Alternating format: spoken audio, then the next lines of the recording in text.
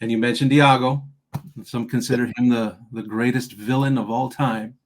Can you talk about Iago a little bit? Yeah, I love Yago, and he probably, I don't think that's up for debate in terms of being the greatest villain. Just because of there's a line that Othello has where he says, "This fellow's of exceeding honesties and knows all qualities with a learned spirit of human dealings." And pretty much what he's saying is that Yago, aside from him being an honest person, which again is the oxymoron, Yago and honesty, but aside from him being an honest person, he's saying that he knows how humans operate. And I feel like that's spot on with Yago's character. Like he's very clear on human behavior, which makes him the best or a master at being a puppeteer. Um, like he knows how to pull people's strings, and that character again, insecurity and all of these other things, ambition, all of these things kind of battling each other. I think that's what makes Yago such a cool character. Is that and I even argue that there is love for Othello as much as he says how much he hates him. Like he loves him, he admires him, which is why those things kind of turn to such a negative thing, is because of how much he loves and admires him initially. Mm-hmm. Yeah, I think, to borrow a line from Hamlet, he protests too much. Yeah, That's right. He's always the lady that protests too much. yeah. I hate Othello. So I Yeah. agree. I think he does love Othello. Um, and and you mentioned kind of discernment. He can discern kind of what pulls people. Do you think Shakespeare is using discernment, judgment as a theme throughout Othello with all of his characters? Yeah, I think discernment is throughout almost all of the plays, in terms of the again that line between being able to discern what's real and what seems to be real. Um, I think all of them struggle with that. Uh, just to go back to even with Yago, the whole idea of do I love him or do I hate him, even though he never, we never hear him say that out loud. I think even that discernment is a struggle for him. The same with what's the character Amelia. I was going to say her being very clear on what Desdemona should do, and how she should behave with her husband versus what the reality is in terms of a woman's role in that society. Um, yeah, I'm not sure if I answered the question, but No, I think you did. I think you did. Yeah. Do you think a flaw of Desdemona is lack of discernment in a worldly sense? hmm. That her goodness kind of just overrides. She can't seem to wrap her mind around evil almost. It's like, Yeah, I don't know if because I've I've seen I've seen productions where, and I'm only talking about what I've seen just to drive a point. I've seen productions where Desdemona is completely gullible and aloof to evil and any negativity in the world, and then I've seen productions where you can see her making a clear decision to kind of block that out, not being not she's aware of it, and but because she loves him so much, because she loves Othello so much, she's willing to kind of push everything aside and just believe and have faith that love will prevail, no matter what else is going on. That love, her love, their bond is strong enough to block any of that negativity out. And I believe that's closer to the way it was written. I find it hard to believe that because of how complex all of his characters are. I feel it very hard to believe that he would create a character that's just completely oblivious to everything around her, especially where with someone that she loves so much and that she knows so well. Mm-hmm. You know what I mean? Mm-hmm. So yeah, I don't know that it's that she can't discern um, or that she isn't aware of any. I think it's because she believes that love is their love is so strong that nothing else will stop that. Um, It will conquer all, or it yeah, will. which obviously it does not. Right. so so maybe her discernment was a little off. Right. Right. Um, Cassio. Can you talk about Cassio a little bit and how and his role in the play?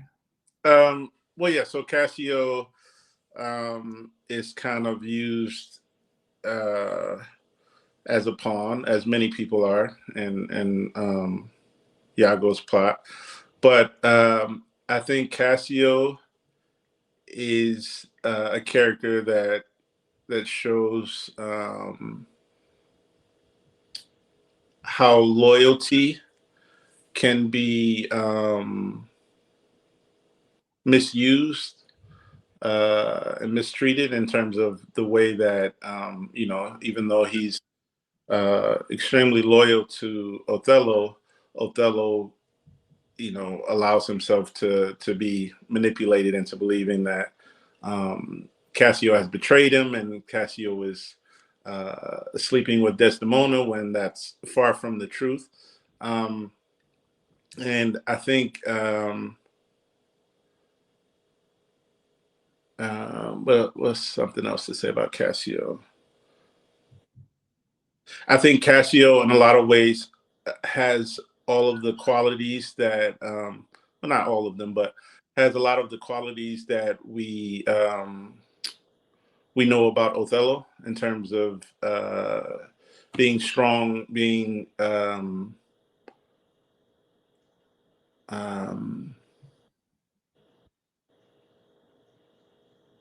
I guess I was going to say a warrior, but um, Just a good man. yeah, just a good person. And I was just thinking about that just him being a loyal person, a good person. Yeah. And he also helps us kind of understand Desdemona too, how rare she is, how what great qualities Desdemona has as well. Yes. And um, he also there's a part where I think he helps her to see what qualities she possesses as well. Um, and then there's the one character that I always wonder why she's actually in there is the character Bianca, which smaller role, but just wondering, and I think it's to show the contrast between Desdemona and some of the other women.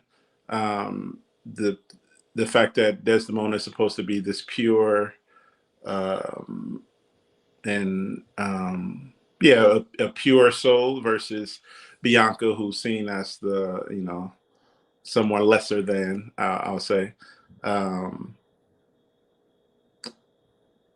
but yeah, that And I think it's a beautiful touch. You mentioned kind of the purity of Desdemona, um, but towards the end of the play, Shakespeare does have her say that Lodovico is a proper man. So it's almost like planting a seed that she is attracted to other men, or she does yeah, recognize other men.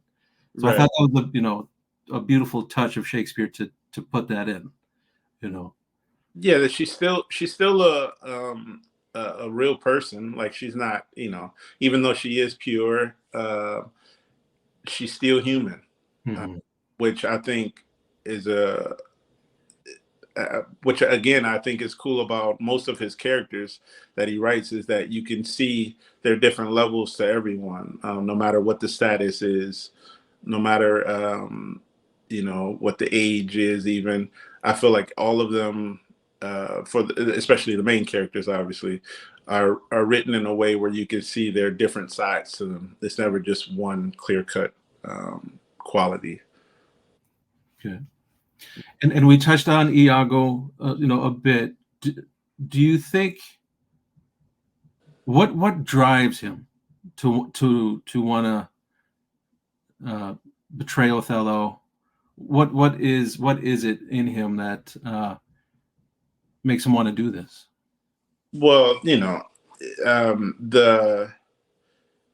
the excuse is that he was not that Othello gave his position to Cassio, a position that he should have had.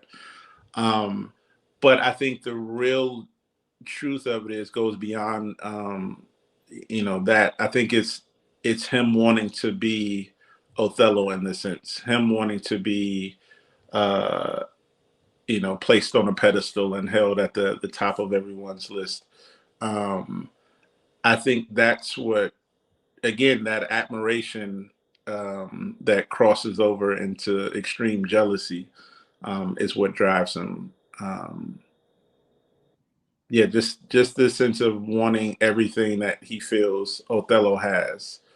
Um, you know, again, a lovely woman to be with. Um, Everyone loves him in terms of, and holds him in high regard. And I think that's what Iago kind of covets. He says that brief line. I believe he's referring to Cassio. Basically, Cassio has something that makes me ugly. Something like that. Do you think at bottom he kind of feels ugly? He feels unwanted, or he feels less than in some. Yeah, I think. Yeah, I think not. I mean, in many ways, I think that's what drives him, and what we see as jealousy is much more than just him being jealous. I think he wants to be. I don't think he feels that he's better than any of them. But I believe that he wants to convince himself that he is, if that makes any sense. Mhm. So, um, yeah. Okay. The handkerchief, if I'm saying that word right. Handkerchief. Handkerchief. Handkerchief. Yeah. What role do you think that plays? What a way to kind of, I think, is a tool that's used to get us to track. Well, obviously, it's a tool that Iago uses to convince Othello that that Desdemona is cheating on him because of where he places the handkerchief in Cassio's house. But I think it's also a cool tactic to get us to even buy into. Oh, people do that all the time. What looks to be one way is completely false. But if you were to look at, if you didn't know any better and you see one thing, it's like, no, this has to be the truth. How else could you have that, right? Mm-hmm. If that weren't the case. It's like, the whole idea of, not to go off on a tangent, but the whole idea of planting evidence. It's easy to go ahead and accuse someone when you have the evidence right there. So I think that's a cool way of kind of tying everything together. That whole plot. Mm-hmm.